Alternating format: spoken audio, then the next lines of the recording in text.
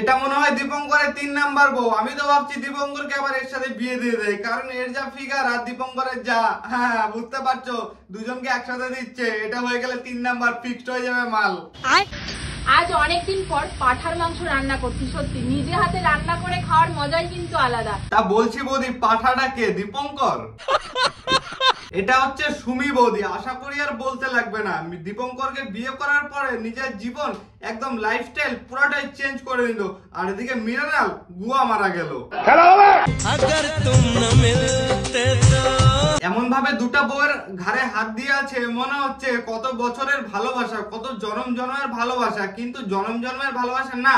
দুটা বউ ওর না, একটা বউ হচ্ছে অন্যের বউ। তোমাদের যাত্রা ভালোই চলছে, ভাবছিলে ওরা এবার আমাদের এখানে যাত্রা দেয়, এদেরকে আনবো। এদের টিকিট লাগবে না, ওরা একদম ফ্রি টিকিট করে দেবো। কারণ মার্কেটে এরা খালি গালাগালি খায় খায় বড় হচ্ছে।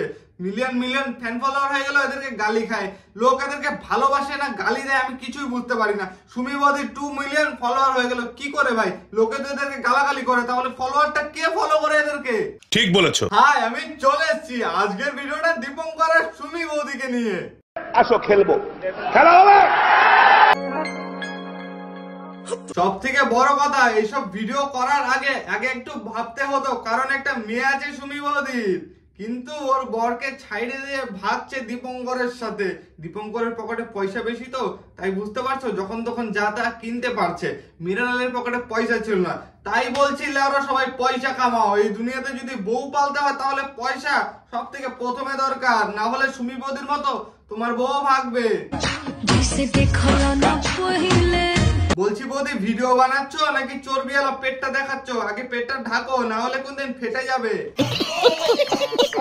এই বৌদির যৌবনে খুব রস উঠছে, তাই ভাবছি রস একটু কমাবো, কিন্তু আমি তো এখনো পারবো না। ভাবছি একে দীপঙ্করের সাথে বিয়ে দিয়ে দে।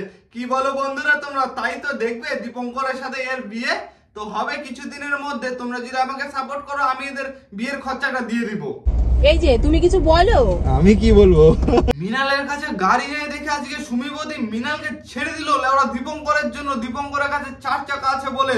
এইটা হচ্ছে ব্রেকিং নিউজ বন্ধুগণ। সব থেকে বড় খবর হচ্ছে, এখন দিব আমি, কোয়েলকে আজ পর্যন্ত গাড়ি চালানো শিখালো না, সুমিকে গাড়ি চালানো শিখাচ্ছে দীপঙ্কর। কেন জানো? কারণ গাড়ি পুরো ফাঁকা, আর কোয়েলের সাথে দীপঙ্করের অনেক কিছু হয়ে গেছে, সুমির সাথে তো এখনো সেভাবে কিছু হয় নাই। তাই ভাবছে মাঠে গাড়ি চালাবে সুমি, আর এদিকে দীপঙ্কর দিবে পক পক।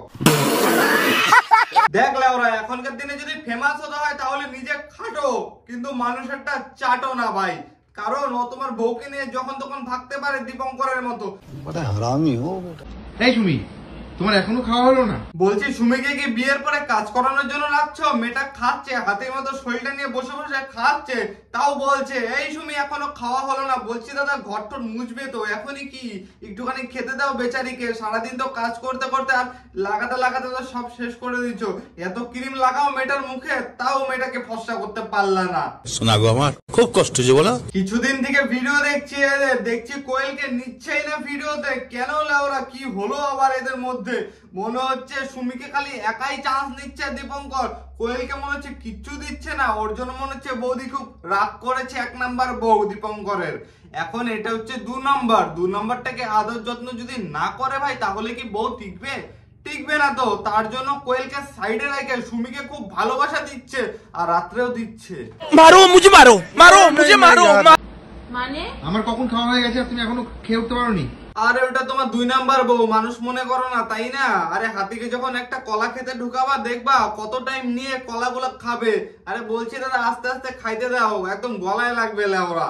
আর বলছি এখন না হয় আস্তে আস্তে খাচ্ছে, কিন্তু রাত্রে যখন জোরে জোরে খায় তখন মজা পাও তো, নাকি কোয়েল বৌদি বেশি মজা দিচ্ছে, কোনটা? এই ভিডিওগুলো খালি মজার জন্য দেখবা, মজা নেওয়া ভুলে যাবা। কেউ লেরা গায়ে লাগাবেন না। Bye bye. আর ভিডিওটা অবশ্যই like comment share and follow and subscribe করে দিও।